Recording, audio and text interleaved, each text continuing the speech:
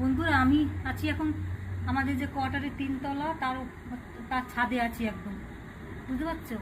মানে সিঁড়ি লাইভে উঠেছে না, পুরো হাঁপিয়ে গেছি। আমাদের টাউনশিপটার মধ্যে এত আলো, চারিদিকে এত আলো, দেখতে পাচ্ছ? এখন রাত 10টার মতন বাজে, তা সত্ত্বেও দেখো কত আলো লাগছে চারিদিকটা।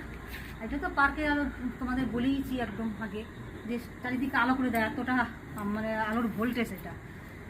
চারিদিকটা দেখো, চারিদিকটা দেখো কত সুন্দর লাগছে। দেখো এই দিকটা তো বিল্ডিং আছে, এই দিকটা, এই দিকটা আবার এই দিকটা পার্কটা আছে, দেখতে পাচ্ছি? এই দিকটা কোয়ার্টারের পর কোয়ার্টার, দেখতে পাচ্ছি? এই যে সব পরপর কোয়ার্টার আর ছাদ এগুলো।